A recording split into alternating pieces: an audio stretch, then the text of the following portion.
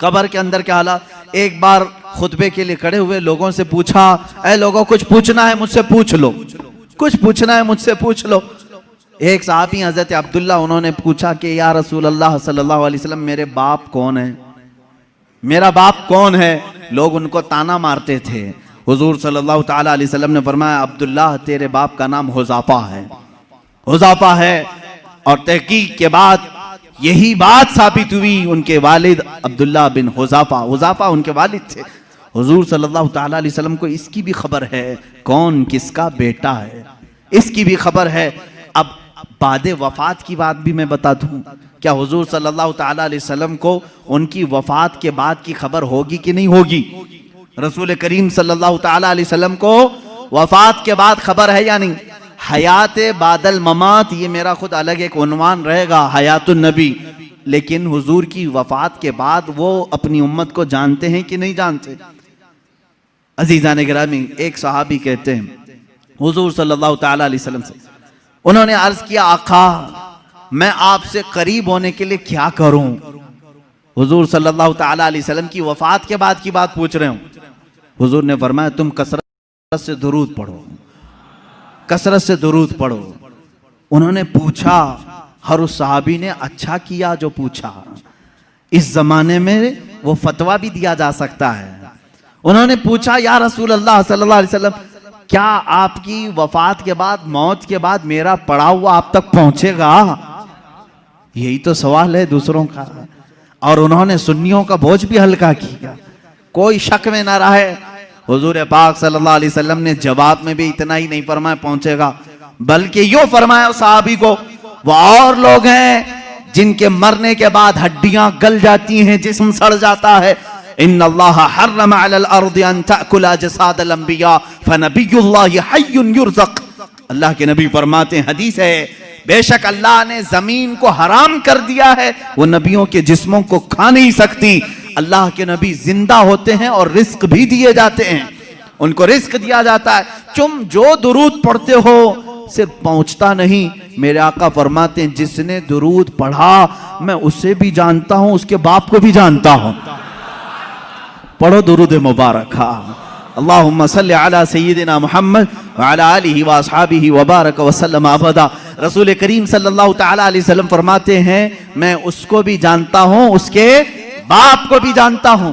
गैब की खबरें रखने वाला वो रसूल कभी ये नहीं फरमाया कि मदीने से भेजेगा तो जानता हूं, मक्के से भेजेगा तो जानता हूं। मुतलक फरमाया अफ्रीका से भेजे, हिंदुस्तान से भेजे, पाकिस्तान से भेजे, जहां से भी भेजे, चाहे उसके बाप का नाम जैसा भी हो, लेकिन मेरे आका ने फरमाया मैं उसको भी जानता हूं, उसके बाप को भी जानता हूं। ऐ मुसलमानों फख्र करो इस बात पर, कुर्बान जाओ इस बात पर।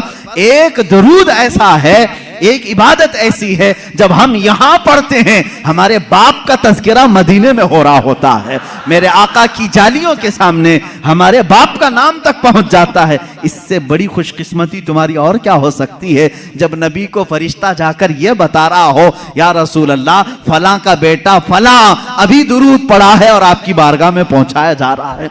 फरिश्ते पहुंचाते हैं।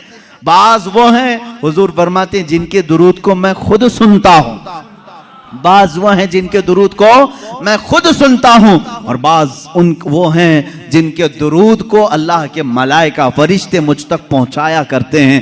ये कब तक पहुंचाते हैं इसकी भी कोई लिमिट नहीं, जब तक क़यामत ना आ जाए रसूल पाक हर उम्मती की खबर रखते हैं। मेरे अजीजों, ये अकीदा क्यों जरूरी है अब मैं आपको बता दूं। जालिमों ने, अंग्रेजों ने, यहूदियों ने, उनके अंदर एक जमात है मुस्तशरिक, जिसको ओरिएंटलिज्म कहा जाता है। ये मुस्तशरिक हैं, ये इस्लाम को पढ़ते हैं, होते यहूदी हैं, ईसाई हैं, मशनरी के लोग इस्लाम को पढ़ते हैं, कुरान पढ़ते हैं, हदीस पढ़ते हैं, आलिम भी बन जाते हैं, और फिर हमारी यूनिवर्सिटीज़ में पढ़ाते भी हैं और लोगों के दरमियान इस्लाम की बातें करते हैं। लेकिन कुछ न कुछ इसमें से एतराज़ निकाल करके मुसलमानों के अकीदे में कशमकश लाना चाहते हैं, वसवसे डालना चाहते हैं। ऐसे हर ज़माने में रहे, आज भी है। खुद मिस्र में जामिया काहिरा यूनिवर्सिटी का नाम है, काहिरा यूनिवर्सिटी, वहाँ पर आज भी वो यहूदी इस्लामी तालीमात पढ़ा रहे हैं, फ़िक़्ह इस्लामी पढ़ाते हैं। वो है नहीं मुसलमान, लेकिन इस्लामी तालीमात से खूब वाकिफ़ है।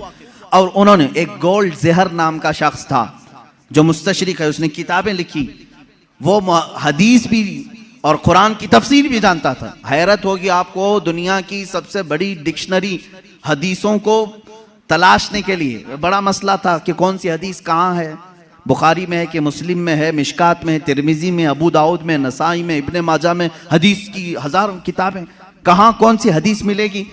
इसकी पहली डिक्शनरी जिन्होंने बनाया, अल-मुअजमुल मुफहरिस li अल्फाजिल हदीस, ये तकरीबन 6 या 7 जिल्दों में किताब है, डिक्शनरी है। अलिफ से अगर हदीस शुरू होती है तो ये कहाँ कहाँ मिलेगी उसके साथ लिखा हुआ है। इस पर पूरी मेहनत किया 4 यहूदी आलिमों ने, वो मुसलमान नहीं। उनको क्यों इतनी फिक्र है, क्यों वो इतनी मेहनत कर रहे हैं? तफसीर पर लिखा है इन्होंने, इल्मे तफसीर पर किताबें लिखी हैं। मेरे अजीजों, मोहब्बत इस्लाम में नहीं, अदावत इस्लाम में लिखते हैं और उसके बाद एतराज करते हैं खुद अपनी तरफ से और मुसलमानों में छोड़ देते हैं। यहीं से जमातें बनती हैं, यहीं से जमातें बनती हैं। इनके जो शागिर्द हैं मुस्तशरिकीन के, वो मॉडर्न ख्याल बन करके मुसलमानों में आते हैं और नई नई बातें ले आते हैं। मोहम्मद बिन अब्दुल वहाब नजदी, जो सबसे पहले अपने नए अकायद को सऊदी अरब में पेश किया, इनके उस्ताद कौन कौन थे जरा आप मुझे बताओ, कहां कहां पढ़े थे? उस्ताद से मुतासिर होकर के आए। ऐसे मिस्र में भी बहुत सारे हैं जो जर्मनी में इस्लामी तालीमात पढ़ते रहे, इंग्लैंड में पढ़ते रहे, इस्लामिक डिपार्टमेंट के अंदर बहुत सारे मुदर्रिस इस्लाम पढ़ाने वाले यहूदी हैं, ईसाई।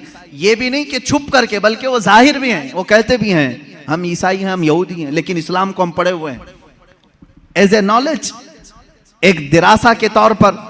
लेकिन उनका काम सिर्फ ये होता है कुछ ना कुछ वसवसा डालना, कुछ ना कुछ वसवसा डालना। ऐसे हजारों वसवसे उन्होंने डाले, लेकिन उलमाए रब्बानियीन की जमात हर जमाने में रही है जो दंदा शिकन उनका जवाब भी देती रही। सबसे पहले इनकार करने वाले हुजूर सल्लल्लाहु तआला अलैहि वसल्लम के हयात बाद वफात के लिए ये मुस्तशरिकीन ही थे। इन्होंने शोशा डाल दिया था कि नबी मर कर खत्म हो चुके हैं, अब उनका कोई असर बाकी नहीं, इन्फ्लुएंस नहीं रहेगा। इस तरह की बातें उन्होंने लिखी, उनसे एडॉप्ट किया कुछ हमारी जमात के उलमा, वो बाद में अलग हो गए। हुजूर सल्लल्लाहु तआला अलैहि वसल्लम के इल्म के बारे में सबसे पहले यही मुस्तशरिकीन यहूदियों और ईसाइयों ने सवालात छोड़े। सबसे पहले इन्हीं की तरफ से एतराज आता है कि रसूल पाक सल्लल्लाहु तआला अलैहि वसल्लम को कभी गशी आ जाती थी और इस आलम में वो कुछ ना कुछ बोल जाते थे, मुआज़ल्लाह रब्बिल आलमीन। इस तरह की नाज़ेबा तोहमतें उन्होंने हुजूर की ज़ात पर लगाई और कहा उनको इतना इल्म नहीं था फलां फलां चीज़ों का, वो अचानक बोल देते और लग जाती कुछ चीज़ें। इनसे अडॉप्ट करके कुछ उलमा आए। मेरे अजीज़ों, क्यों जानते हैं ये मेरे आका के इल्म गैब पर क्यों इस तरह की बातें करते हैं? सिर्फ इसलिए कि उम्मत के जहन में हुजूर का मर्तबा कम कर दिया जाए। आज तुम्हें डर किस बात का लगता है? नबी की शान में एक जुमला भी कहने से 1000 बार सोचते हो। अल्लाह के नबी हैं, उनके बारे में हम मजाक में भी कोई जुमला नहीं कह सकते, ईमान चला जाएगा। आज तक ये डर है या नहीं? आज तक ये डर है।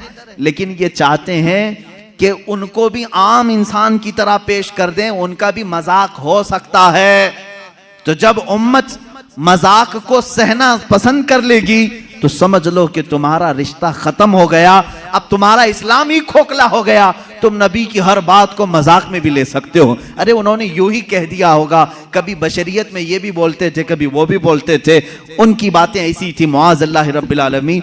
यहां आ जाती है बात सीधे तुम्हारे इस्लाम की जड़ों पर, इसलिए इसको इतना हल्का मत समझना। इल्म गैब पर डिस्कस करने वालों को मैं ये कहता हूं, ऐ नौजवानों, तुम्हारी ये फील्ड नहीं है, तुम्हारा ये मैदान नहीं है, मुनाजरे करना तुम्हारा काम नहीं है।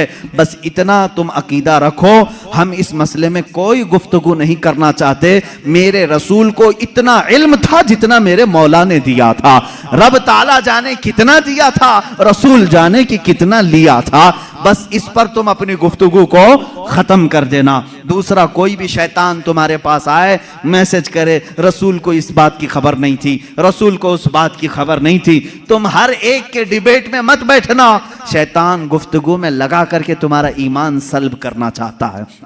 तुम्हारे ईमान पर डाका डालना चाहता। शुरू में तुम डिफेंस में जवाब देते रहोगे और जब थक जाओगे तब सोचो कि मेरे भाई सही कह रहा है सामने वाला, मेरे पास तो कोई दलील ही नहीं, हमारे उलमा के पास भी कोई दलील ही नहीं। इमाम राजी के पास शैतान आकर के उनके खुदा का यकीन उनका मुतजलजल कर गया था। इमाम राजी वक्त के बड़े इमाम हैं। शैतान एक बुजुर्ग की शक्ल में आया और कहा तुम अल्लाह को एक मानते हो, क्या दलील है तुम्हारे पास? उन्होंने दलील दी, दूसरा उसने शैतान काट दिया, कहा ये तो नहीं हो सकता। दूसरी उन्होंने दलील दी, वो भी काट दिया। उन्होंने अल्लाह के एक होने पर 360 दलीलें दी। उनकी मौत का वक्त करीब था, 360 दलीलें दी। लेकिन बाद में उनके पीरो मुर्शिद नजमुद्दीन कुबरा रहमतुल्लाह ताला अलैह उनकी मदद आई। उन्होंने कहा इमाम राजी को, ए राजी तू उससे क्यों नहीं कहता कि मैं अपने खुदा को बगैर दलील के एक मानता हूं, बस इतना कह दे और दामन छुड़ा ले। फिर इमाम राजी ने कहा, एक वक्त ऐसा आ गया था राजी का, वो सोचने लग गए थे कि अल्लाह एक है भी कि नहीं है, एक है कि नहीं है, डगमगा दिया था शैतान। तब फिर पीरो मुर्शिद की निस्बत भी काम आई, कहा नहीं इस बारे में मैं दलील ही नहीं देता, मैं मानता हूं अल्लाह एक है तो एक है। मैं यही आपको आज कहना चाहूंगा मेरे अजीज, तुम्हारा इल्म इतना नहीं कि हर शैतान से मुकाबला करो, हर डिबेट में तुम हिस्सा लो, ये तुम्हारी जिम्मेदारी नहीं। ये डिबेट करना, मुनाजरा करना, ये उलमा मुफ्तियान कराम मुनाजिरीन इस्लाम पर छोड़ दो। अल्लाह ने उस फील्ड के भी माहिरीन पैदा किए हैं, उस मैदान के मुजाहिद भी पैदा किए हैं जो मुखालिफीन का दांत तोड़ करके जवाब देते हैं, वो मौजूद है, वो उनकी अपनी फील्ड है। लेकिन हर ऐरा गैरा इसमें बाजी ले जाने की कोशिश में करेगा तो तुम्हारा घोड़ा कहीं का कहीं गिर जाएगा और तुम शहीद भी हो जाओगे, गिर जाओगे। अब यहां पर मेरे अजीजों मेरी नसीहत सुन लो, इस तरह के डिबेट जब भी आए, मेरे रसूल को कितना इल्म था कितना नहीं था, तब इतना ही कहो मेरा तो अकीदा इतना है, अल्लाह ने उनको बेहिसाब दिया था, जितना अल्लाह ने दिया था उतना उनके पास था, या अल्लाह जाने कितना दिया था, रसूल जाने कितना लिया था। इसी पर अपनी गुफ्तगू खत्म करो। रसूल करीम सल्लल्लाहु ताला अलैहि वसल्लम के इल्म गैब पर ज्यादा डिस्कस ना करो। इसके बाद इंशाअल्लाह और भी दीगर बहसें आएंगी। हुजूर बशर थे कि नूर थे, हुजूर हाजिर हैं कि नाजिर हैं कि नहीं हैं, हुजूर वफात के बाद जिंदा हैं या नहीं, हुजूर को कितने इख्तियारात थे, ये सब आज के मसाइल जो फैलाए हुए हैं किताबों में, मैं इंशाअल्लाह अज़ीज़ हर एक पर थोड़ी सी ही सही गुफ्तगू करने की सआदत ज़रूर हासिल करूँगा। इसलिए कि हमने रसूल माना है तो वो रसूल माना है जैसे सिद्दीक़ अकबर ने माना था, हम वो रसूल मानते हैं। इसलिए कि हज़रत सिद्दीक़ अकबर का ईमान तो देखो, अबू जहल आया एक बार कहने लगा, अबू बकर तुम्हें मालूम है यही ईमान होना चाहिए आपका भी। अबू बकर सिद्दीक़ आ रहे थे कहीं बाहर से, अबू जहल पकड़ा, कहा अबू बकर एक सवाल का जवाब दे दो। कहा क्या है? कहा एक शख्स कह रहा है कि कल की रात वो मस्जिद हरम से बैतुल मुकद्दस तक गया था, एक ही रात में गया था और उसके बाद फिर वापस लौट करके भी आया। पॉसिबल है? ऐसा मुमकिन है? ये मेराज का दूसरा दिन था, हजरत अबू बकर को अभी मालूम भी नहीं था, वो गए भी नहीं थे हुजूर के पास, पहले ही अबू जहल मिला खबर देने के लिए। तो हजरत अबू बकर ने कहा ऐसा कैसा मुमकिन है, एक रात में कोई मस्जिद हरम से मस्जिद अक्सा तक जाए? पॉसिबल नहीं है, मुमकिन नहीं, क्योंकि मक्का से फिलिस्तीन का सफर जो है उस जमाने में 1.5 महीने का था, एक रात में कोई कैसे जाके आएगा? अब वो कहका मार के हंसने लगा, ठट्टा मार करके हंसने लगा, उसे यही तो पॉइंट चाहिए था। अबू जहल ने कहा अबू बकर इतनी बात नहीं, वो इससे भी आगे की भी बातें कह रहा है, तुम्हारा क्या ख्याल है? हजरत अबू बकर चौंक गए, बता तो सही कौन कह रहा है, कौन है ये जो दावा कर रहा है? अबू जहल ने कहा वही मोहम्मद जिसके पीछे तुम घूमते हो सल्लल्लाहु अलैहि वसल्लम। हजरत अबू बकर जलाल में आए, कहा है अबू जहल अगर उन्होंने कहा है इससे बड़ी बात भी, तब भी मैं ईमान लाता हूं। हर चीज पॉसिबल है, हर चीज मुमकिन है। अगर उन्होंने कहा कि मस्जिद हरम से मस्जिद अक्सा तक वो एक रात में जाकर के आए, तो तू मुझसे इतनी बात पूछ रहा है कि हो सकता है कि नहीं हो सकता? अगर रसूल कह दे कि एक आन में मैं 7 आसमान पर जाकर आया, तब भी मैं तस्लीम करूंगा। यह हजरत अबू बकर पहले ही बताए, उसके बाद बारगाह मुस्तफ़ा में आए हुजूर सल्लल्लाहु ताला अलैहि वसल्लम के पास। अभी हुजूर सहाबा को अपने सफर की दास्तान सुना रहे थे, हजरत अबू बकर किससे सुन के आए थे? अबू जहल से। लेकिन कुर्बान जाओ मेरे मौला को, मेरे मौला ने उन्हें जो अता किया। हजरत अबू बकर जैसे ही आए, हुजूर ने मुस्कुरा करके कहा, ए अबू बकर, जिब्राइल आए थे अल्लाह की तरफ से, तुम्हारे लिए एक लक़ब लेकर के आए हैं। कहा या रसूल अल्लाह क्या है? कहते अल्लाह ने आज से अबू बकर को सिद्दीक कहा है।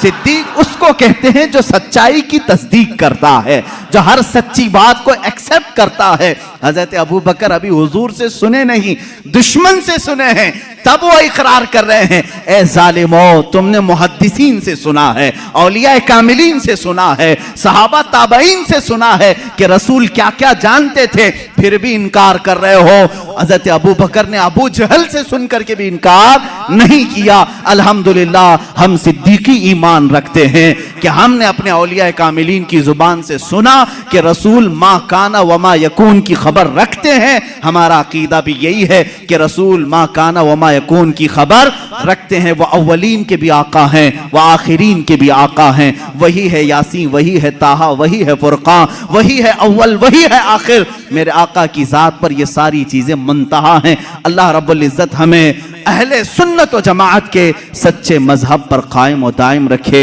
मौला ताला हमें इसी अकीदे के साथ इस दुनिया से रुखसत फरमाए। ऐ मौला, हमारा जनाजा अहले सुन्नत व जमाअत पर उठा। जब रसूल करीम सल्लल्लाहु अलैहि वसल्लम की बारगाह में पहुंचे तो हमें शर्मिंदा और जलील और रुस्वा होने से महफूज फरमा।